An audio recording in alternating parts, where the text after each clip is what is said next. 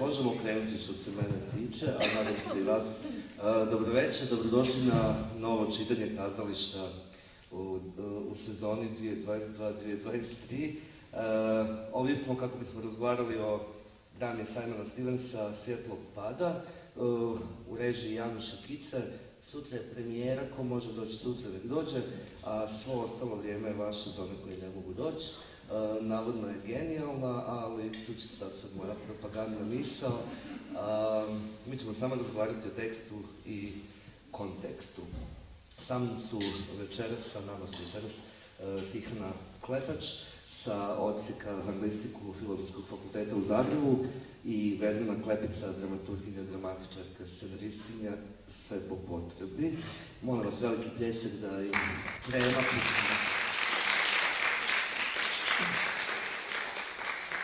Moje ime je Srđan Sandić i dalje uz zahvalnost Snježani Abramović-Milković imam dozvolu voditi ovu igru, tako da eto. Tihana, tebi ćemo dati naravno najteže zadatke, si profesorica, znamo što znači razgovarati sa studentima, pa ti ćeš sad biti neki naš izmišljeni student. Sve što nas zanima ide tebi i to će publika isto smijeti raditi. Ja bih zapravo volio da nam negdje prvo predstavite autora i njegovo mjesto u tome nečemu što bi se zvala suvremena britanska drama. Ograničite ili proširite koliko možete. Da. Trebalo bi raditi problem, no? Ne radi, onda ćemo ga... Halo, halo? Sad ćemo to riješiti. Radi, ne radi, radi, ne radi. Radi, evo. Bravo, super.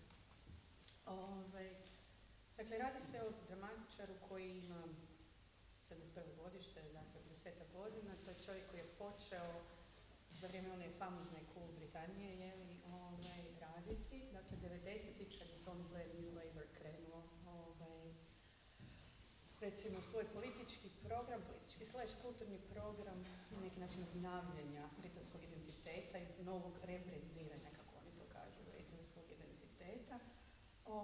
Iako je to zapravo za povlačenje svih mogućih nekih općih mjesta koja postoje nakon Drugog svjetskog rata, o tome što Britanija jest, kuda ide i koji su njezini simboli i tako dalje. Međutim, 90-ih to kreće vrlo intenzivno s tim recimo mladim premijerom, sa mladom familijom, prvi put s klinci u Downing Streetu. Onda se opet prisjećamo svih mogućih pop zvijezda, tipa Oasis, Damien Hirstu, kiparstvu, pa ne znam, čudesa u modi i tako dalje. Znači, prvi put se oni sjećaju kao jako smo bolje od Francuske u modi, dizajnu i tako, što je vrlo često neko nadmetanje. I tako. I sad u tom trenutku imamo rat na Balkanu koji ih vrlo zanima, ali zanima ih u smislu rata koji je blizu, daleko. Znači nije predaleko, jest u Europi, nešto se događa, nasilno, ružno, niko ne reagira. To je jedna stvar. Druga stvar je, mi smo djeca post-Thatcherovske Britanije, mi smo djeca koja su odrasla 80-ih, kad nam je dakle praktički sve bilo uskraćeno, koje je dosta teško živjela, svugdje izvan Londona, da budemo iskreni. London je još to nekako podnio malo lakše, međutim ostali su zaista živjeli teško i siromašno. I iz toga izrasta taj famozni in your face kazalište, odnosno dramaturgija krvi i sperme, najviše upravo u Royal Courtu gdje Stevens radi kako oni to imaju, writers workshops, u kojima on radi sa mladim pisateljima. Međutim, recimo s Shirley Regenthinom radio je s njim, radio je s Irvingom McPhersonom, tako nekima jest, recimo sa Sarah Kane nije. I baš kad je 2010. ponovo postavljena njezina psihoza, znači 20 godina kasnije, je rekao da me silno žao, što je nikad nije upoznao, pogotovo što je i ona iz Manchestera, odnosno sa tog famoznog sjevera o kojem se i u drami radi i tako dalje, što je i ona pisala na neki način o toj generaciji djece 80-ih koja recimo tako bijesa na cijeli svijet, što nisu dobili ono što je obrazovanje i što je nekakva socijalna država nakon rata obećala. I obrazovanje u tim novim Red Brick Universities obećalo i nudilo. Dakle, ja imam obrazovanje, ja znam što bi moglo biti, a ne mogu to dobiti, jer nema gospodarskih uvjeta za to. I sad on tako počinje. Country music, evo sad smo baš pričali, Vedrena ja je u tom stilu pisana drama, tako da je jedna od njegovih prvih i tako dalje, o tim baš bijesnim klincima. Međutim, s obzirom da se vremena mijenjaju, onda se i on tako mijenja. Dobro, čovjek je doduše radio po hrpi kazališta, u smislu radio mnogim kazalištima u Engleskoj, Njemačkoj, ostalim dijelom Europe, ali najviše Engleskoj i Njemačkoj, kako sam ja uspjela provjeriti. Bio je i writer in residence u mnogim, i u Manchesteru, i u Londonu, kazalištima i tako dalje, ali vremena se mijenjaju, to je bitno i zato se njegova drama počela mijenjati. U smislu sad više nemamo taj, kako su oni to zvali, in your face ili new brutalism, sad imamo dramu koja, na neki način smo shvatili i politički moment puno više nego ovaj osobni. Puno više politička kretanja, pogotovo nakon 2006. i bombardiranja u podzemnoj željeznici onoga ljeta. To se promijenilo, jako Engleska nakon toga i nekako smo se krenuli, znate što su otkrili su moć obitelji. Kako ovi obiteljski odnosi, osobni odnosi, prijateljski, obiteljski, postaju sve više važni. Nekako se više okrećemo tome nego tom bijesu što je bio prije. Je to zato što on stari pa se boji smrti i vjeruje u nuklearnu obitelj ili kako ovako interpretativno možemo to dohvatiti? Čekajte, čovjek ima 50 godina. Ali u svakom slučaju za očekivati je da nema više buntovništva iz 20-ih, pa to bi bilo da nije ozrelio, bi bilo zaista smiješno. Ali ja zaista mislim da djeluje i ova vanjske okolnosti su užasno isto tako bitne na to kako on piše. Pogotovo je činjenica što je to čovjek koji putuje puno i zna šta se događa i razgovara s ljudima. To se vidi da ima taj osjećaj za... Nije to provincijalno engleski zatvoreno, to je otvoreno i razumije šta se događa. Eto. Hvala za prvu rundu. Vedrena, slučajno smo saznali 2 minute prije početka ovog razgovora da ti zapravo i poznaš autora. I ja sad, moj novinarski nerv, to ne može... Ne mogu ne iskoristiti tvoje intimne impresije. Ja sasvim slučajno poznajem autora s obzirom da sam bila na njegovom workshopu prije određene količine godina, ali ono što je zanimljivo kod njega, i tu bi se zapravo nadovezala na tu Cool Britaniju i In Your Face Theater koji ja malo doživljavam drugačije zapravo. Ono što je zanimljivo meni kod Simona Stevensa, što je on vjerojatno jedan od najproduktivnijih autora, vjerojatno živućih. Mislim da, ne znam, kad se posljednji put pojavio živući autor koji je zapravo ne samo hiperproduktivan u smislu britanske recepcije, nego on je redovito postavljan i u Americi, odnosno SAD-u, i u Njemačkoj i u Austriji.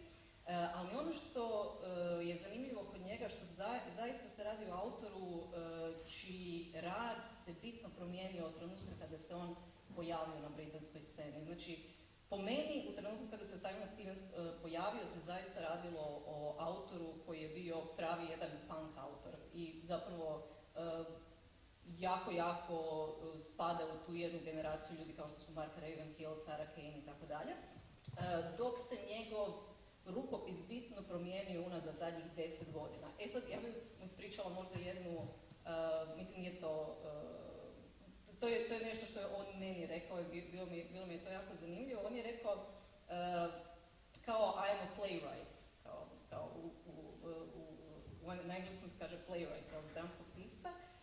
I sad to zvuči kao playwright, kao neko ko piše plays, jel tako? Ali to nije tako zapravo, zato što write dolazi iz starobritanske, staroengleske riječi wrought. A wrought ne znači zapravo pisati, nego znači oblikovati. Cartwright i tako dalje, to su ljudi koji se zapravo bave oblikovanjem, koji se bave građenjem. I njegova filozofija je upravo ta filozofija, znači on ne smatra sebe toliko piscem, nego on se ugleda u te zapravo poznate britanske pisce kao što je Shakespeare, koji su zapravo uzimali priče koje već postoje negdje oko nas mogu biti mitovi, mogu biti povijest, može biti jednostavno život koji se događa oko nas i oni oblikuju te priče. I on je poznat po tome da, mislim sad ne znam koliko je to istina, koliko je to opet neka zanimljiva ovako stvar koja se priča oko. On navodno u svim svojim dramama koje je do sad napisao uvijek ima jednu rečenicu koju je ukrao iz neke tuđe poznate drame i to on otvoreno priča i zapravo on govori najbolji pisci su oni koji najbolji kradu i on za sebe konstantno govori da je zapravo jedan od najuspješnijih lopova kao u suvremenoj britanskoj dramaturgiji. Pa prema tome, ja kad razmišljam o njegovim dramama, zaista i pogotovo sada kada sam pročitala Svjetlo pada koja me izuzetno iznenadila jer se prilično razlikuje od njegovih ranih drama kao što su Harper Regan ili Pornography ili Punk Rock. Mi moramo priznati kada to čitamo i jedva čekam da vidim kako to zapravo izgleda na sceni i šta takav tekst donosi kazališno, mi ne vidimo dramu koja je zapravo rečenično bogata. Mi ne vidimo ni dramu koja ima strukturne nekakve inovacije koje prije nikad nismo vidjeli. A realno ne vidimo ni dramu, sad ovo zvuči kao da stvarno negativno govorim o njegovim tekstovima, ali je zanimljivo to i ne vidimo dramu koja se bavi nekakvim vrlo inovativnim temama iz neke perspektive koje još nismo vidjeli. Vidimo zapravo dramu koja je vrlo uspješno i vrlo pametno montirana na način da stvarno proizvodi nekakav sukus, nekakav dodatak koji je stvarno samo Stevenovski. I to je zaista taj njegov neki potpis, ali on praktički uvijek postoji između redaka. I mislim da zato su njegovi tekstovi, pogotovo u zadnje vrijeme, puno zanimljiviji tekstovi za gledanje na sceni nego što su zapravo tekstovi za čitanje. Zato što on zapravo on je taj uspješni montažer sadržaja. Kao što su prije bili više za čitanje, ali puno Pa teže za... mislim, vi zapravo kad uzmete taj tekst, mislim, on je vrlo jednostavno pisan. On nije literatura koja je bogata na taj način, kao što, ne znam, kad uzmemo jednog Šekspira, zaista možemo uživati u virtuoznosti svake rečenice. Tako da, meni su nekakve 3 stvari koje su me pale na pamet, kako što sam pročitala Svjetlo pada. Prvo je bilo to, znači, to vrhunsko montiranje teksta. Drugo je bila stvar da se radi o čovjeku koji apsolutno svoje tekstove ima usidreno u jedan kontekst koji je često, i ti si upravo spomenula nešto u vezi toga, zapravo je puno bitniji od same priče. I jako me zanima recepcija tog teksta ovdje i što hrvatska publika može vidjeti o tom tekstu s obzirom da se radi o sadržaju koji je toliko jasno napisan o ljudima koji žive na sjeveru Britanije. I iako politički kontekst nije sad radikalno reprezentiran u smislu da oni sad pričaju, možda nešto malo na početku u tom monologu majke koja, ja smijem kao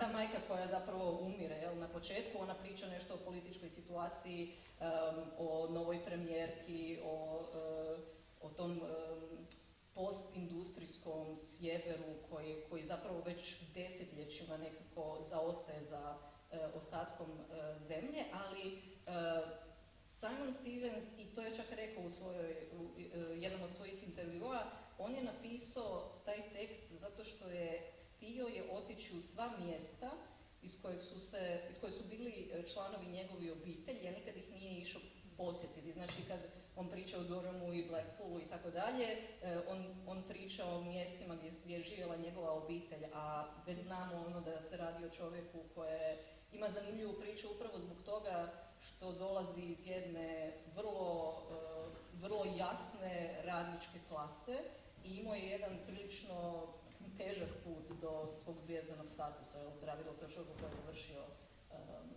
završio povijest, čini mi se, i godinama radio kao profesor. I zapravo u tom jednom buržujskom sistemu britanskog kazališta, i to moramo otvoreno reći da se zapravo radi o vrlo buržujskom sistemu, Simon Stevens se uspio probiti kao taj jedan predstavnik te neke, kako reći, cool Britanije, čovjek koji na neku foru može stajati kao kazališni pandan Jarvisu Cockeru Znači, to je neki kontekst u kojem on postoji. I treća stvar, i onda ću završiti ovaj prvi dio, treća stvar koja obilježava njegovu tu kasniju fazu je, i to je također rekao on u svom intervjuu, to je kao kindness, dobrota. Znači, on je zanimljiv je taj tekst koji ćemo možda danas i sutra pogledati, jer se radi zapravo o tekstu koji je optimističan. I bez obzira što politički kontekst u kojem on opstaje je dosta deprimirajuć, njegovi likovi pronalaze nekakav optimizam u međusobnim odnosima. I on tvrdi da najveći politički momentum sad ima upravo to, ima dobrota. Da je to jedan, mislim da sam čak negdje zapisala, dobro, nema veze. I da, govori o kazalištu kao stroju za empatiju. I to je kao nekakav njegov novi, to je neki novi doprinos koji ima u svojim dramama, s obzirom da su njegove drame stvarno bile drame o čudovištima, o okrutnosti, o zapravo ljudima koji su spremni pregaziti druge ljude da bi došli do onoga što žele. Ljudima koji zapravo nemaju previše empatije. I mislim da ovaj njegova promjena zapravo u pisanju se zapravo bavi ljudima koji su puni empatije, koji vole bližnjega svoga, tako da to je neki smjer u kojem čini mi se ide ta njegova recentna dramska dramaturgija. Dramska dramaturgija. Hvala ti, Vedrina. Tihana, ti imaš drugo najteže pitanje, a to je da zapravo kažeš o čemu je ova drama. Jel to vidiš u svoje studente? O čemu je nešto? Ne? Ajde. Most hated question of all. Ajde. Prvo, samo smijem se reći, on je sjajan, ali može biti razočarati u smislu da je on samo još jedan dodatak u općenitu toj dramaturgiji, koja traje od 50-ih na ovamo, od Bonda i njegovog stajlja, koji je bio isto to. Kazalište je tu da razvija empatiju, da smo tu jedni za drugi. To je jedino rješenje na ovom svijetu. I svo to nasilje i sve što ja pokazujem, to je Bond Edward rekao, nije drama o tome, nego je drama o nadi. Ako nadićemo sve to, ako smo jedni drugim, čovjek, ako smo ljudi, onda ćemo moći izaći iz ovoga, jer kako je on to rekao, vrijeme više nije neki stari čovjek sa štapom koji ide negdje daleko, to je već mala beba koja vrišti, pomozite, vremena u smislu, toliko smo uprskali, da je već toliko hitno, ljudi, dajte se, probudite, krenite jedni ka drugima. I to imate to i u Ravenhillu, zato sam se sjetila, kad ta deca, sirota, dijele te nekakve ready-made meals koje su dobili, jer niko se o njima ne brine ni ništa, cijelo se društvo raspali, nema obitelji, nema ničega. Ali oni, ta mlada generacija sjede jedni kraj drugih i jedu te iz tih folija ili mikrovalno izgrijane obroke, ali hrane jedni druge, brinu jedni za druge, jel ti dobro, jel ovo, uvijek je ta nada tu. I ta empatija i nada će biti bolje. Njihovi, čak ni Sarah Kane nema depresivne. Koliko god to sad zvučalo onak čudno za reći, ali nisu njezine drame teže ka optimizmu, ka tome da moramo biti bolji jedni prema drugima, će biti bolje. Bez obzira koliko je trenutno teško i koliko može biti mračno i tako dalje. A by the way, Sarah Kane je rekla, I'm last in the long line of literary kleptomaniacs. Ona je lijepo nabrojala sve što je od koga je uzimala, od Gonda, od Shakespearea, od Ibsena, sve što sam uzela, ona je sve lijepo znala isto nabrojati. Znači, to je taj kolaž, to je tehnika toga vremena, nije to baš samo... To je i definicija dramaturgije, naprosto dobro, klepanje, dobro. Dobre, sad, ne znaš, hoćete ga vi kažete ili ja mi? A sad, o čemu je drama? Pa drama je upravo tome. Drama je upravo o kretanju obitelji, u nemogućim vremenima, recimo to tako, i o tome da, sve to za ljude, što god ste napravili, kako god smo prošli, što god se dogodilo, nema veze. Mi smo obitelj, mi smo ljudi, prebrodit ćemo to, ići će to sve dalje. Baš sam puno sam razmišljala, dakle, i ta majka koja se ubije, što bi bilo kao konačno smrt, užas, strahota. Ali to je kazalište, to pokazuje. Kako bi vam ja rekla, kad je Sarah Kane rekla da je napisala Blasted, potaknuta onom majkom u Srebrenici što se ubila, objesila, onda je rekla da što ćete vi, kaže, to je lack of hope, to je nedostatak nade, što ćete vi toj ženi napraviti? Uzet ćete joj pandemiju kao meni, nećete mi dati da postavim predstav, da ona da postavim. Ja ne možete ništa napraviti, ali ja ću vam tu na daskama pozornice pokazati što to znači, pa možda shvatite prije nego bude kasno. Isto tako mislim da je i stvar za ovu majku na neki način dobro, ubije se, ali neki pokazatelj što to znači obitelji, što to donosi obitelji, kako se obitelj restrukturira, jer jednako se restrukturira i kad dođe novi član, kad dođe beba, isto tako kad nekoga nema. I morate ponovno postaviti odnose unutar te obitelji. Ja zaista mislim da je u tome. Mislim da je to stalno što ponavlja ta himna Sjeveru, što je, koliko razumijem, skladana specijalno za... Da, samo mislim da nećemo vidjeti to, ona je za to kazalište što je specifično skladana, a sad dobit Jarvisa Cockera, kako stavim do sad. Mislim što mi je žao, jer mislim da se radi, taj neki kontekst je to što je... Daj da vrši Ne, samo sam se htjela ubaciti da taj kontekst je nešto što je 50% ovoga teksta. Znači ne radi se samo o tim riječima koje su napisane unutra, nego se zaista radi o čovjeku, znači piscu koji je išao na 5 različitih mjesta i koji je razgovarao i radio intervjue sa ljudima iz Durhama, iz Blackpoola i tako dalje, pokušavajući osjetiti život tkivo tih postindustrijskih gradića i pokušavajući i soundtrack i sve uskladiti zapravo sa tim. I to mi je onda jako zanimljivo što to znači za nas. Mislim, da li smo mi sposobni onda napraviti isto to sa, ne znam, gradovima kao što su Sisak, Virovitica, Kutina ili nemamo šta. Pa da, ali je istina. Ali to radi se o jednoj dubokoj odanosti prema jednom kontekstu iz kojeg ti ljudi dolaze. I zato je i taj Jarvis Cocker negdje tu i... Je, ali inače taj sjever je tako neko mitsko mjesto u Engleskoj, nije samo... I znači nešto ipak sjever na kraju kada se spominju, to naravno ima svoje stereotipe. To sam baš sad, evo te stereotipe sam htjela, njih sam si izvadila. Ali vratit ćemo se na tabu samoubojstva, jer znamo kako se to tretira u hrvatskoj kulturi i medijima, tako da mislim da je ta poveznica užasno važna i da je treba otvariti, a nema boljeg od kazališta. U svakom slučaju, ja sam samo sad taj sjever, znači, tu sam si baš zapisala sam si, znači, od sestara Bronte, recimo, ono, baš kad smo krenuli ti Moors i Marshes, i Vrištine, dakle, te sjeverne engleske, onda, ne znam, klasično, čak i književnost za djecu, Rainbow Children, Secret Garden, znači, hrpe sam toga našla, Ted Hughes kao modernistički pjesnici koji su pisali o tome, Elizabeth Gaskell, ne znam, tu mi piše Winfred Holby, Jeanette Winterson, znači imate od romantizma do danas cijeli niz, zapravo prepoznaju sigurno ljudi ta imena, znači ako ih od nas prepoznaju, to su definitivno imena koje Englezima puno znače i preko kojih su temeljili svoje, odnosno formulirali svoje viđenje toga sjevera, naravno i kroz svakodnevni život, ali pogotovo kroz umjetnost. Dakle, taj sjever je zapravo i od Wordswortha i njegovog Lake Districta i svega uvijek je nekako tak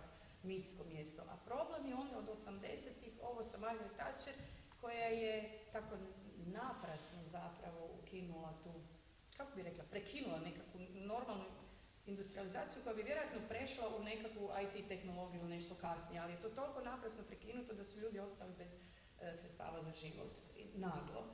Pokidale su se društvene veze i vrlo je teško naravno ostvariti zajednicu i krenuti prema drugom čovjeku ako je to sve razbijeno u principu.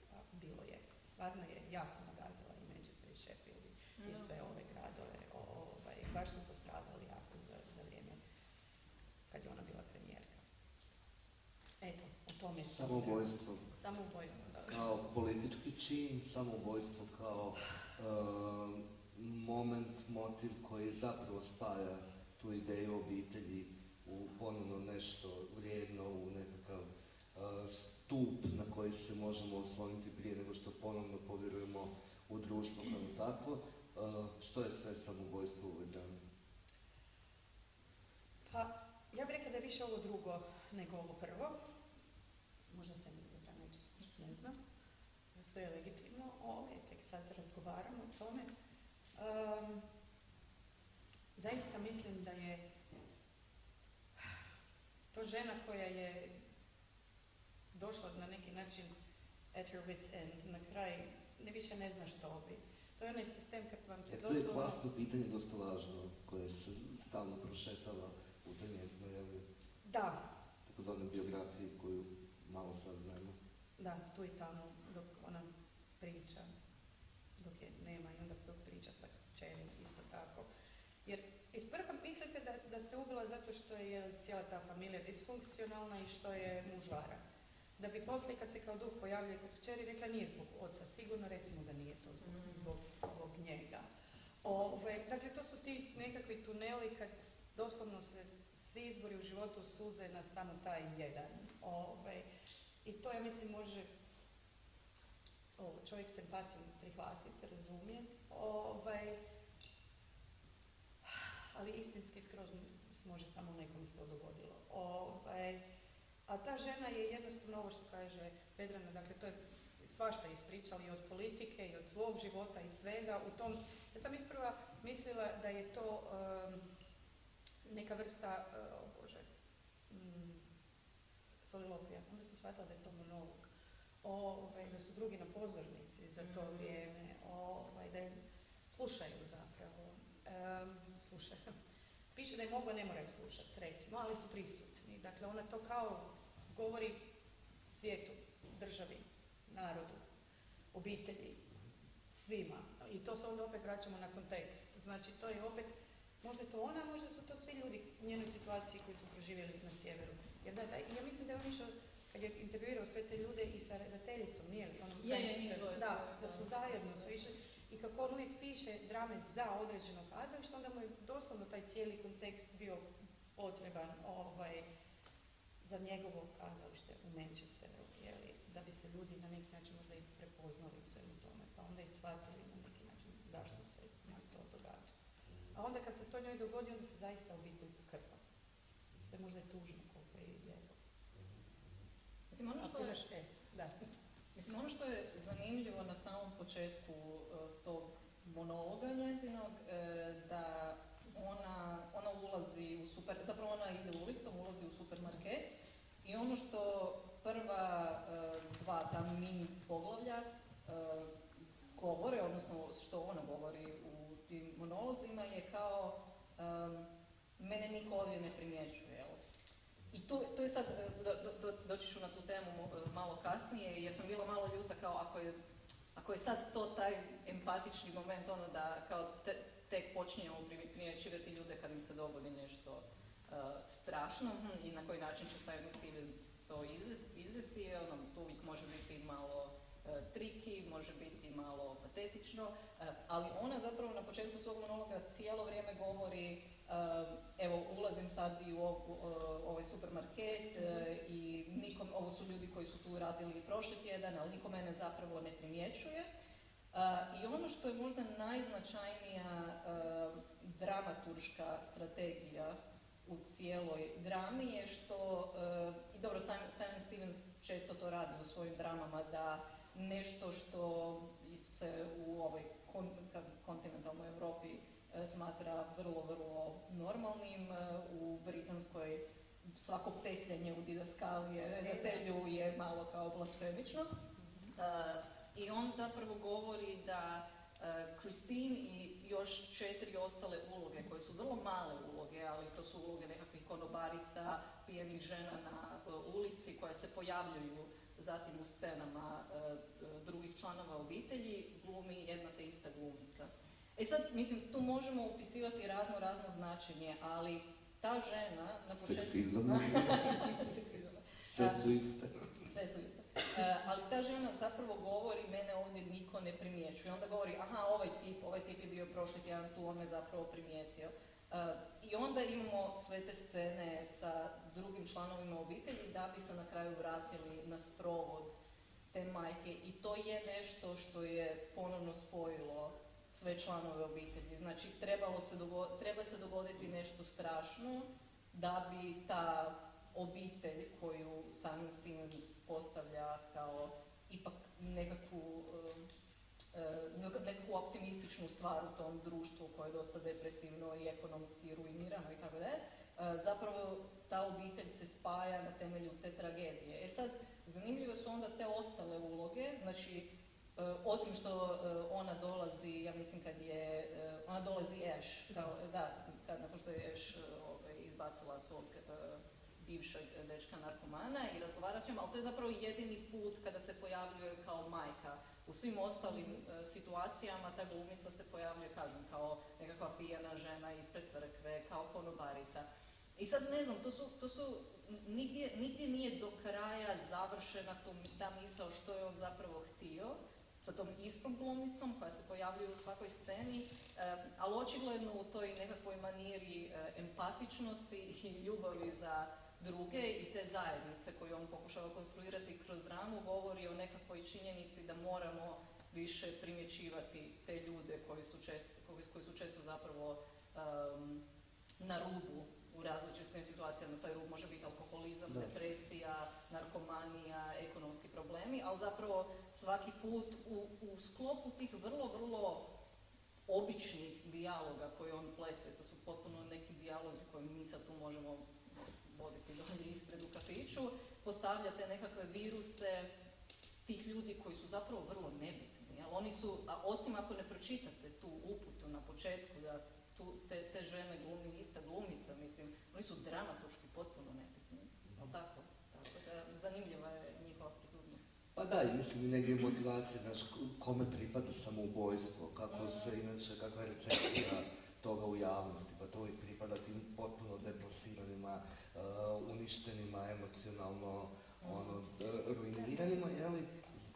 To mi se čini da je neka njegova motivika bila, ali ono što me još zanima je, prvo što ćeš mi sad reći na ovo, a drugo, da negdje pojasnimo možda te reprezentacije ljubavi koje se ipak nekako postavljaju, tematiziraju, stereotipiziraju, jeli? Kakve su to soap opera ljubavi koje Stevens daje ili ne, jeli? Prvo što se tiče samoubojstva, ja mislim da nije to, da pače da je stav, to se može svakom dogoditi. Ovisi nekakvom životnom trenutku kako procesuiraš probleme i tako dalje. Jer ta žena isto tako sa tim istim problemima mogu živjeti dalje. Samo da je bio vjerojatno drugi. Mislim se da kada ove druge igraju da to može biti svatko u tom smislu. Jeli? Da nije samo da pripadaju ovima koji su imali ruinirano djetinjstvo i ne znam, disfunkcionalni kasnije obiteljski život. Dobro, moguće. Moguće.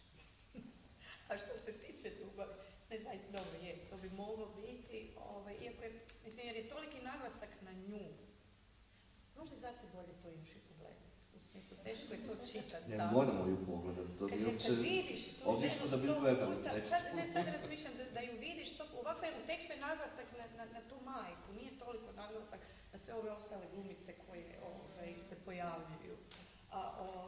Vjerojatno kad se to vidi igrano, onda kad vidiš živog čovjeka koji je stalno isti, onda vjerojatno se dobio jače taj dojam, imaš pravo, da. A što se tiče ljubavi, da, izgleda stereotipno. Dakle, otac koji ima ljubavnicu, ne znam, kćer koja uspije se, zapravo nije udana, nego ima dijete sa tim narkomanom, jedna. Drugi je sin gay, koliko sam ja shvatila. Treća kćer je, uopšte smo se šalili, jer ima cijeli cijele nizove seksualnih veza, ali konačno sad naiđe na nekog koji je drugačiji, pa se sve promijeni. Dakle, to je u neku ruku zaista stereotipno. Međutim, ja mislim da je to baš bio poanta. U smislu, ono što sam na početku rekla, sve to za ljude. Sve to normalno, sve se to preživi, samo ako si ti čovjek drugom ljudskom biću, pa tak nema veze, pa sve se događa. Događa se i da, ne znam, imaš vezu s krivim i da, ne znam, zabrljaš s djetetom i u stvari, sad si se sjetila još drugu stvar, se probala ubiti, kad smo već kod ubojstva. Tako je. Samoubojstva, se još probala ubiti, pa su je spasili, izvukli. I to baš onda u hotelu u koji ode brat sa dečkom, pa mu bude grozno. Kad smo već jeli kod takvih situacija. Ali evo, ona je preživjela. Dakle, svijet je toliko grozan da se to često ljudima događa da ne vide izlaz, ali onda, barem evo, sve ove druge situacije nekako povukute. Ona je imala nekog ko će joj pomoći, ko će ju spasiti.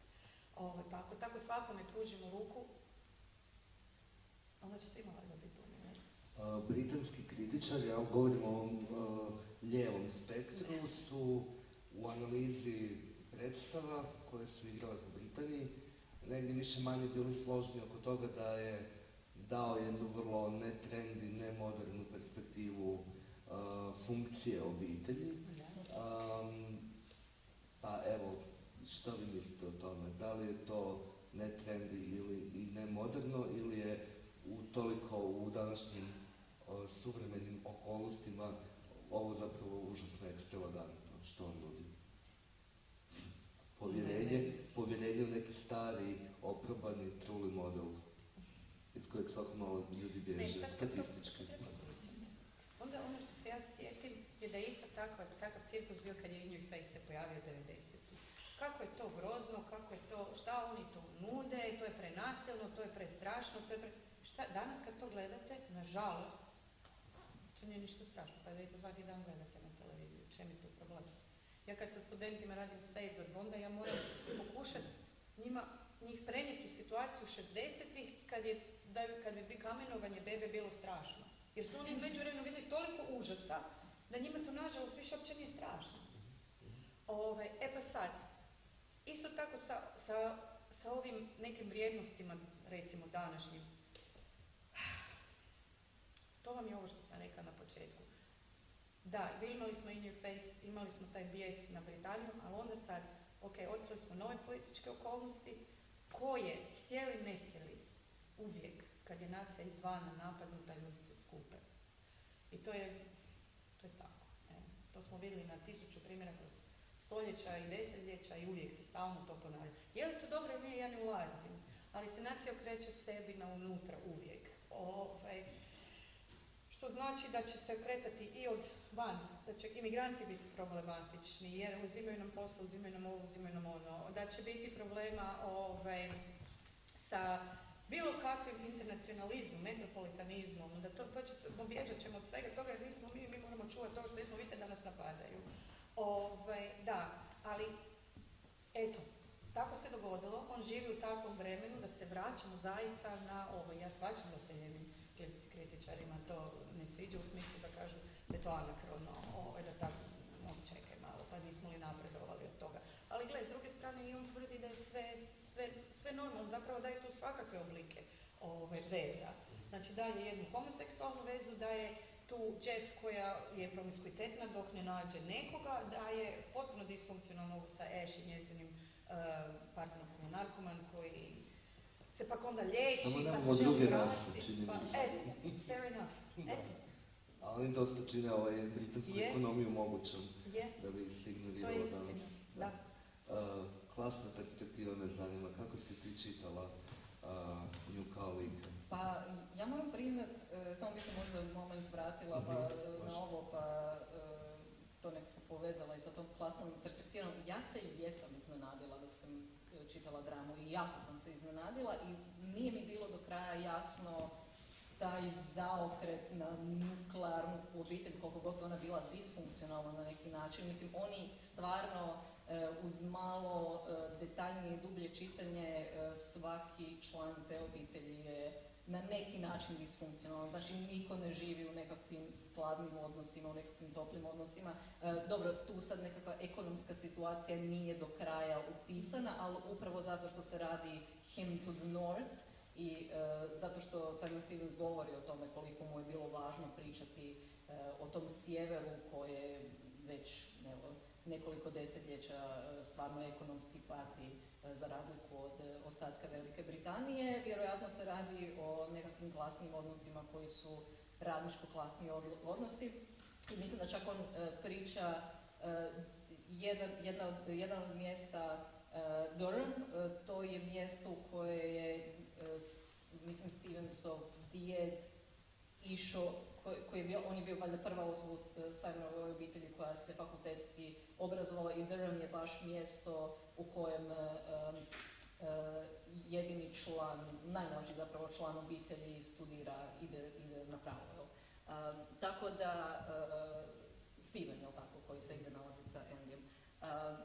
Ono što je meni zanimljivo u cijeloj toj priči je to okupljanje nuklearne obitelji.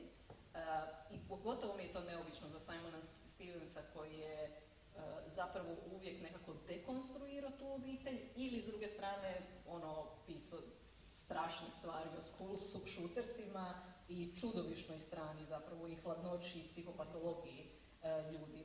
Ali ono što me možda najviše iznenadilo od svega, jer toliko strastveno govori o tom sjeveru, da možda je Simon Stevens jednostavno predugo živio u Londonu.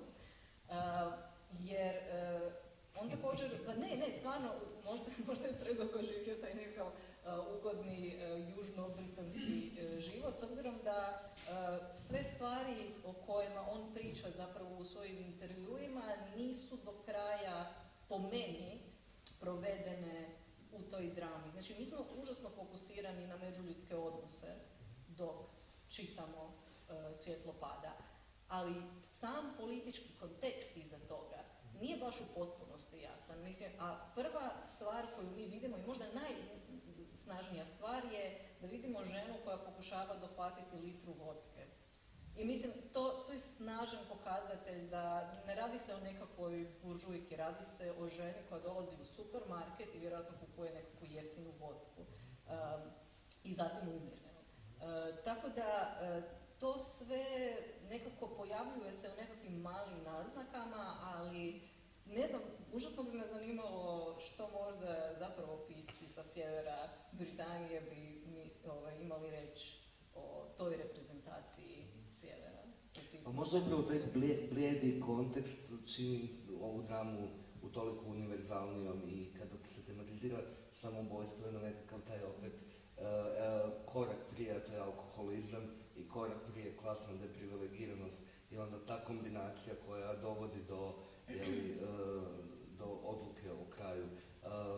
Tihana, zanima me još kako smijemo feministički gledati na ovu dramu. Trebamo uopće paliti te moderne medijske filtere, jer čini se da danas svi žele kroz te filtere promotriti sve što se nudi na sceni i van scene.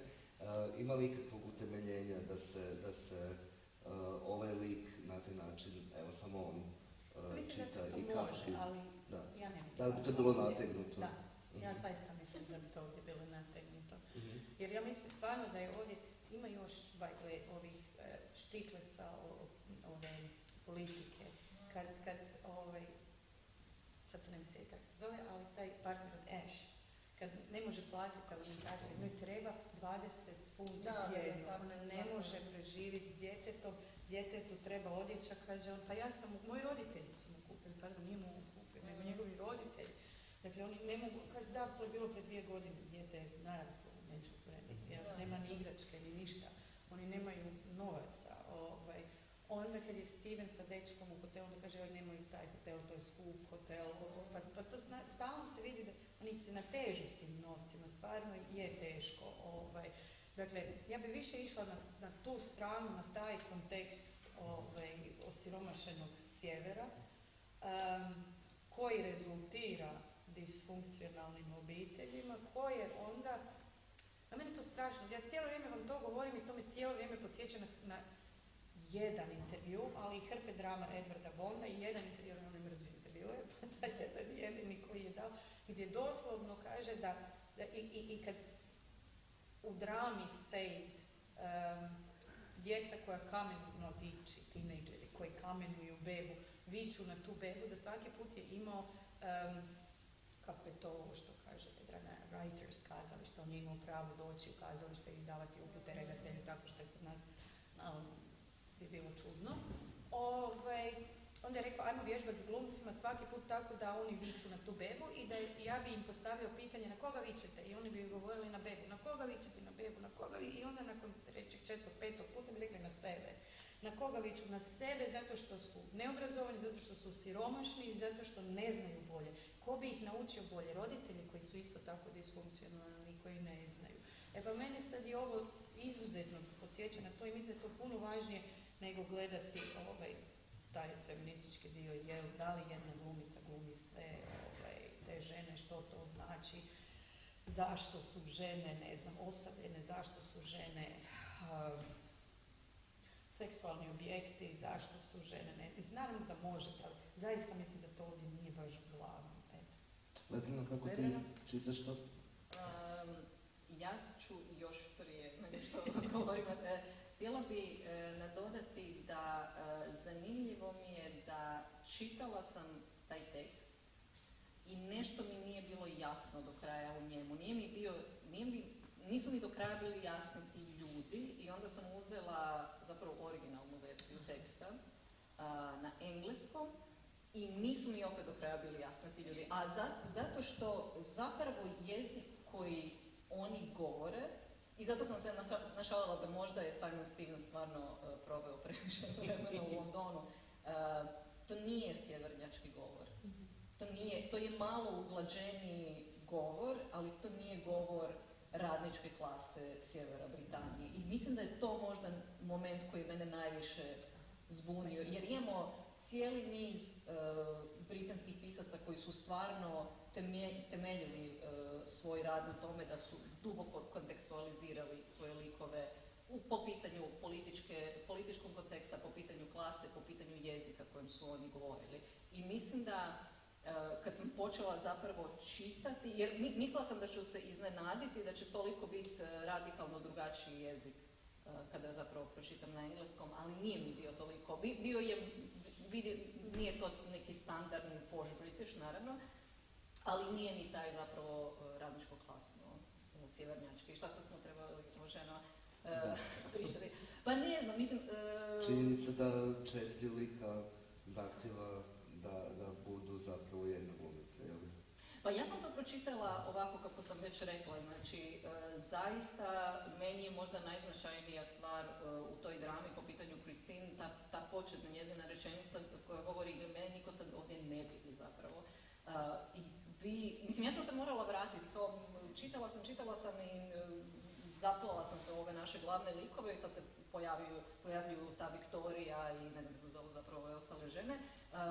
I onda sam se sjetila, kao to ima nekakav značaj, to sve mora glumiti ista glumica. I naprosto sam čitala kao nekakvu otuđenost to, kao činjenicu da tek kada se dogodi nekakvo generalno sranje, nekakva smrt, nekakva tragedija, mi počnemo primjećivati te ljude koji su 1 centimetar od toga da uzmu tu bocu vodke koja je vjerojatno na sniženju.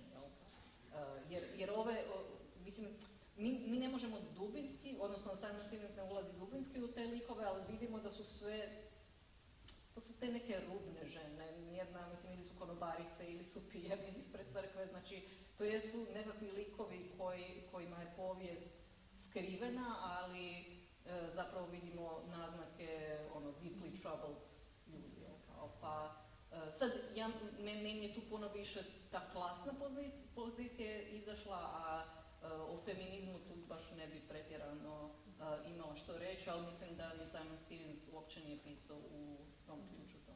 Dobro, to ne znači da mi ne možemo čitati. Ne, apsolutno, ali mislim da, evo, ja iskreno. Ima li pitanja iz publike? 1, 2, 3, 4, 5. Sad će uskoro zvoniti. već kaže izvolite. Ok. Od sutra u režiji Januša Kice i dramaturgiji Vlade Kaštelanu gledat ćete Dorisku Šarićku-Puljicu, Sretana Mokrovića, Luciju Šerbudžiju, Miju Melher, Vedrana Živovića, Uga Korani, Adriana Petirca, Natašu Dangubić, Petru Svrtan i Ivana Pašalića. Hvala Titani Klepač i Vedrani Klepici. Ovo sam se mogao zvezati. Hvala vama koji ste nas slušali i vidite